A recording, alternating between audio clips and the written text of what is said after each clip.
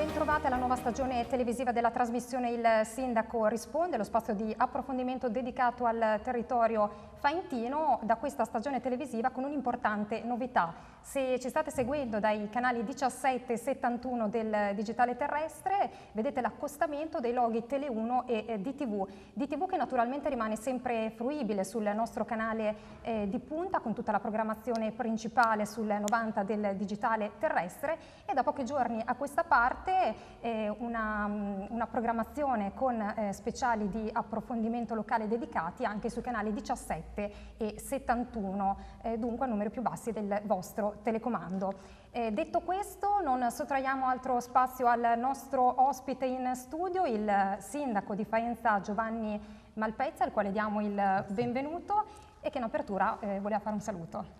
Sì, certamente. Innanzitutto saluto i telespettatori, è un piacere per me riprendere questa rubrica importante, un momento di incontro con i cittadini, ma volevo anche approfittarne per fare un saluto a Maurizio Marchesi e ai suoi collaboratori. Maurizio Marchesi per oltre 5 anni è stato uno dei miei più assidui intervistatori, ha condotto questa rubrica appunto in questa mia parte del mandato, ormai al termine, e quindi ne approfitto per fargli anche un in bocca al lupo e un augurio di raccogliere presto le soddisfazioni personali e professionali che merita. Anch'io mi unisco a questo saluto, mi piace ricordare che comunque Maurizio è stato mio caporedattore per 4 anni e non sarà facile sostituirlo. Ma veniamo al tema di questa puntata, di questa prima puntata, la cultura, perché si è appena concluso a Faenza un lungo weekend dedicato ad una manifestazione importante, Argilla edizione 2014, la biennale dedicata appunto a tutto il sistema ceramico, ai ceramisti, con numeri importantissimi, 172 espositori, 70 eventi tra workshop, incontri, animazioni, performance, un evento che da quest'anno è veramente stato battezzato come il Festival Internazionale della Ceramica. Sindaco. Sì, veramente sono stati 3 giorni di grande impegno e voglio dire anche di grandi soddisfazioni. Questa 4ª edizione di Argillà è un'edizione che ha raccolto grandi successi di pubblico, fuori discussione la presenza massiccia di appassionati del settore, ma anche solo di semplici turisti da ogni parte del mondo. Anche solo guardando gli espositori venivano dai vari continenti, quest'anno c'erano oltre 20 paesi rappresentati, ma questo significa che anche gli appassionati venivano da fuori continente. Quest'anno la nazione ospite era l'Inghilterra con oltre 15 espositori, ma avevamo anche i graditi ospiti dalla Germania. La maggioranza degli espositori erano stranieri e questo ha fatto sì che la manifestazione di Argillà 2014 ha avuto un connotato dell'internazionalità. Questo è l'interesse della nostra città, di aprirsi al mondo, ma al tempo stesso di diventare punto di riferimento per il mondo ceramico. La presenza di espositori, di delegazioni dalla Cina, dalla Corea, dalla Russia, ma se andiamo al Mondial Tornianti, dalla California, ha vinto una californiana. Questo dà la misura di quanto questo evento sia diventato veramente una festa della ceramica a 360 gradi, un punto di riferimento per tutto il movimento ceramico internazionale. Solo un numero ne dà l'esempio. Abbiamo ricevuto dal Sole 24 Ore una mail con la quale ci informava che sul loro blog l'articolo su Argillà 2014 aveva ottenuto più di 20.000 contatti per un articolo su un quotidiano, sono veramente tanti, con oltre 10.000 mi piace, e questo articolo rientra fra i più 10 letti, i primi 10 articoli letti del Sole 24 Ore. Questo ci riempie di soddisfazione e ci dà la misura di quanto questo evento fosse particolarmente aspettato e al tempo stesso quanto è stato gradito. Ecco, lo ha citato poco fa, il Mondial Tornianti, 32esima edizione, mi pare che è tornato dopo una pausa di riflessione. Sì, dopo 2 o 3 anni di sospensione è stato riproposto con una nuova organizzazione, con un ente ceramico faentino rinato con l'impegno di tante persone. Un Mondial Tornianti nato nel 1980, quindi 44 anni fa, alla 32esima edizione, ha visto oltre 40 concorrenti all'opera, 43 se non ricordo male, al 50% stranieri, e fra i premiati, oltre alcuni italiani, mi piace ricordare che c'era una signora californiana, una signora inglese, e questo veramente dà la misura dell'apertura internazionale di Faenza. Un'apertura che si è poi concretizzata anche in incontri bilaterali con le varie delegazioni istituzionali presenti, dal sindaco della città cinese gemellata con Faenza, la città di Jindegen, agli amici di Aubagne in Francia. Ricordo che Aubagne è la città che ha dato vita oltre 20 anni fa ad Argilà e che ha consentito a Faenza di portare questo evento nella nostra nazione. Come pure gli incontri con i colleghi spagnoli, con i tedeschi, tutte relazioni internazionali che consentono poi di essere capitalizzate anche grazie a progetti europei. Quest'anno Argilà ha beneficiato di un importante finanziamento europeo. Tutto questo dà ossigeno, nuova linfa a quel movimento ceramico internazionale di cui Faenza vuole porsi come capofila.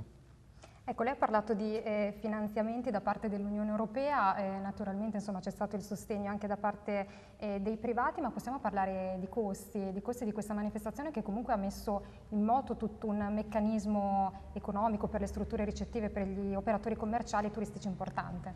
Ecco, io più che di costi vorrei parlare di investimento, perché per noi certamente a bilancio si tratta di un'uscita, ma la vogliamo considerare come un investimento fatto per il territorio.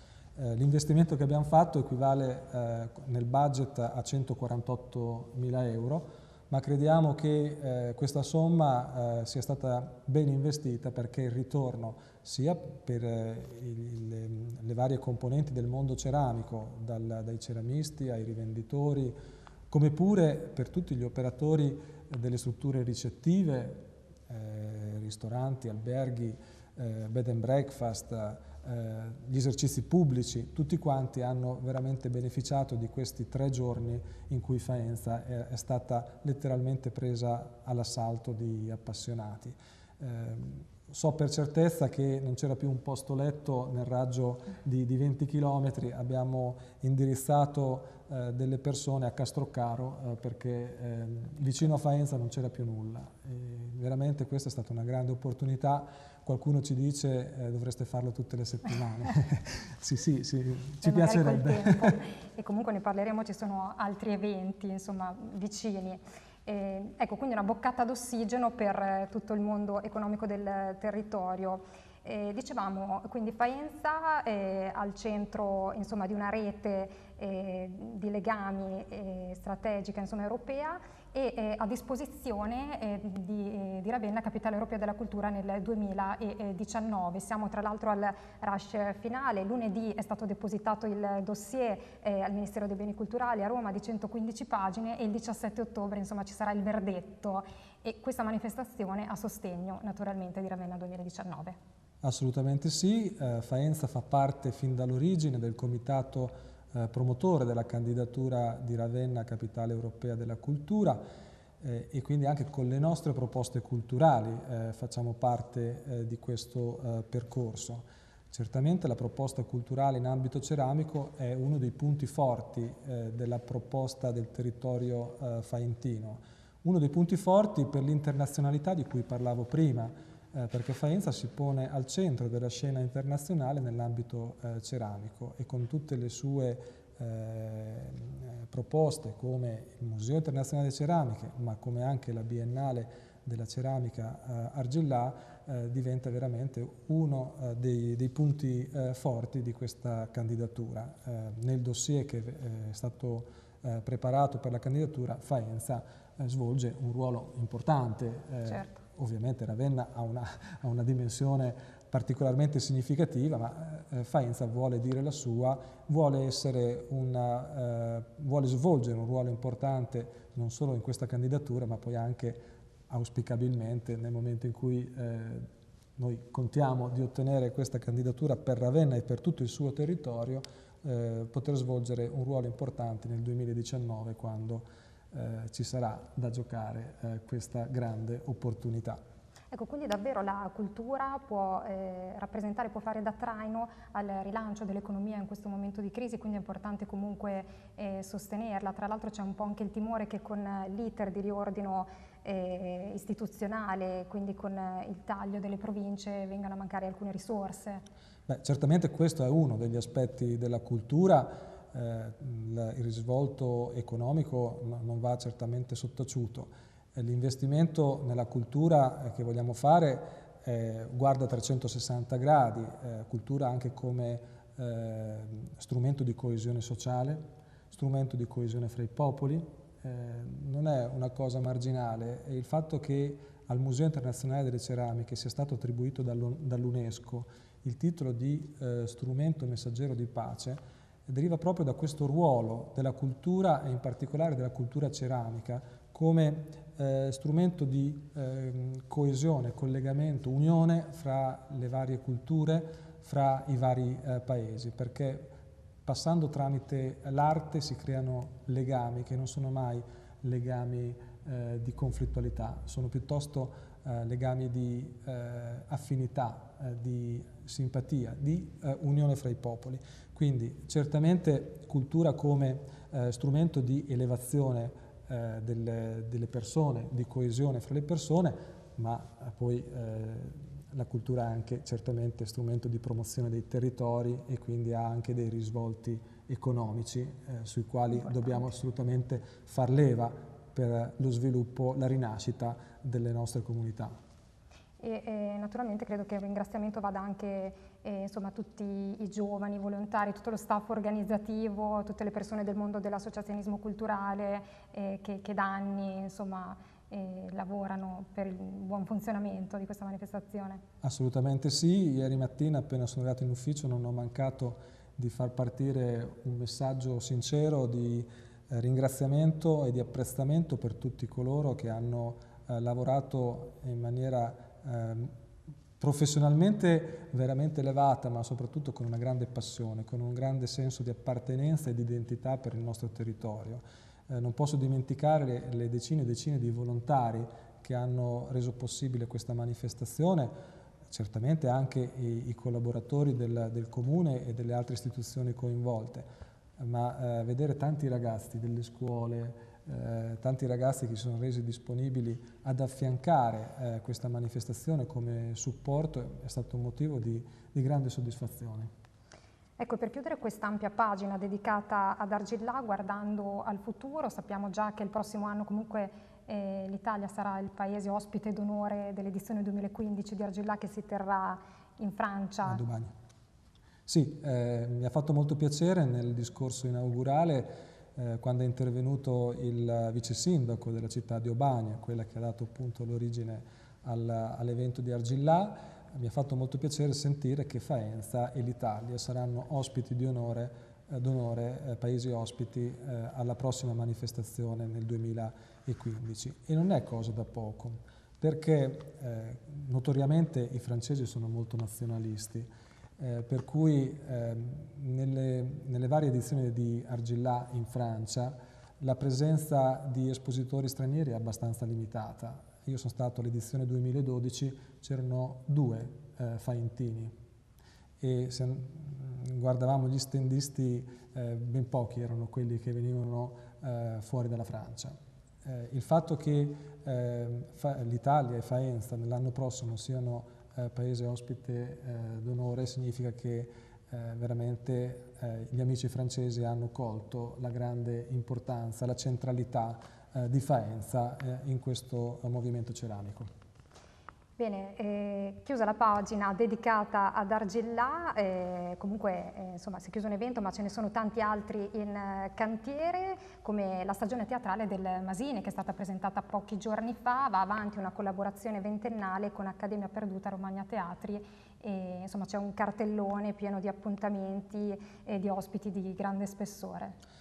Un cartellone veramente ricco, un cartellone che offre alla città una proposta culturale di grande livello. E per dire questo lo dico consapevole dei risultati raggiunti. L'anno scorso oltre 22.000 presenze al Teatro Masini nei 62 spettacoli che sono stati fatti. Una grande partecipazione di pubblico, considerate che il Masini ha 450 posti e abbiamo una presenza media di 350 persone in tutti i 62 gli spettacoli, ma questo significa che ci sono molti spettacoli che hanno raggiunto il sold out, il tutto esaurito. La prosa ha avuto l'esaurimento degli abbonamenti in pochissimi giorni e questo a testimonianza del grande apprezzamento che negli anni il pubblico faentino e non solo ha riposto nella proposta culturale, nel cartellone del Teatro Masini. Quindi noi ci aspettiamo, non appena apriranno le prevendite, il rinnovo degli abbonamenti, la solita grande ressa al botteghino per poter essere in prima fila quando partirà questa stagione. Il Teatro Masini è un altro dei grandi strumenti di promozione della cultura nella nostra città. Spero che gli ascoltatori non sorridano, ma io guardo sempre ai numeri e guardando all'investimento che fa il Comune di Faenza sul teatro, il contributo che stanzia l'amministrazione comunale per la stagione del Teatro Masini è pari a 230.000 euro. Significa che per 22.000 spettatori, ogni volta che uno spettatore si siede in poltrona al Masini, deve essere consapevole che la sua amministrazione ha investito per quella opportunità culturale, ma anche di aggregazione, ma anche di tempo libero, ha investito circa 10,50 euro. E questo dà un po' la misura, certo, di quanto l'amministrazione investa e ci tenga perché il teatro sia un grande strumento di diffusione della cultura. Ecco, poi un altro appuntamento di risonanza nazionale che è sempre stato presentato nei giorni scorsi, in questo caso in Regione, il meeting delle etichette indipendenti che animerà Faenza nell'ultimo fine settimana di settembre. Sì, Faenza è la città della musica.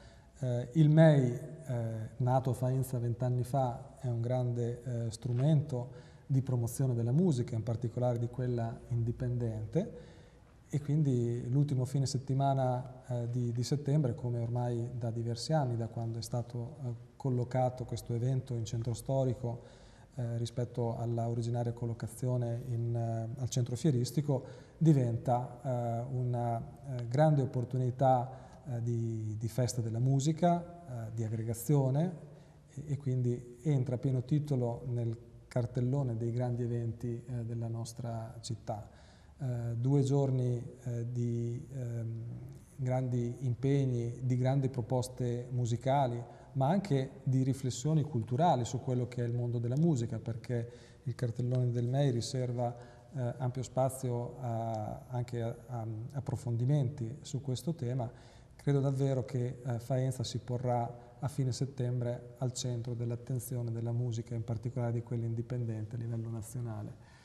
Fa piacere vedere che molti degli artisti che sono stati premiati negli anni al MEI poi sono stati scoperti e lanciati e hanno assunto notorietà sulla scena nazionale e non solo.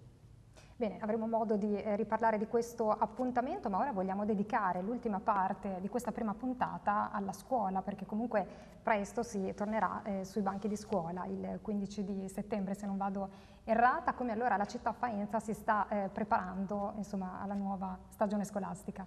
Beh, i miei figli stanno finendo di fare i compiti. Dell'ultimo minuto, esatto. Il classico.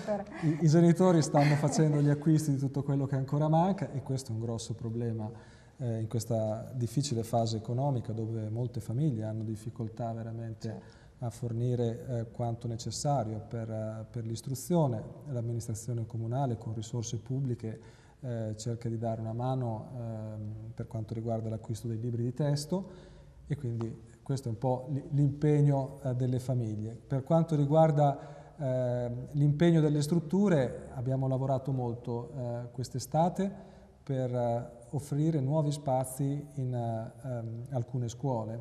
Mi riferisco in particolare alle scuole Strocchi, dove in queste ore sta per essere completato il cantiere di ampliamento delle scuole, che daranno una nuova mensa, nuove aule, nuovi spazi per accogliere anche l'incremento di popolazione scolastica che in quel istituto si stava registrando. Nello stesso istituto comprensivo verranno inaugurate fra pochi giorni 2 nuove sezioni di scuola materna. La popolazione scolastica faentina, lo dicevo prima, è in crescita e quindi in questi mesi, non solo negli anni, perché per arrivare a questo appuntamento pronti bisogna lavorare degli anni, abbiamo operato per dare nuove sezioni, nuove aule per accogliere tutti gli studenti faentini. Mi piace in questa fase ricordare però anche un impegno di volontariato che dei genitori hanno dimostrato con grande passione e dedizione nel mese di giugno.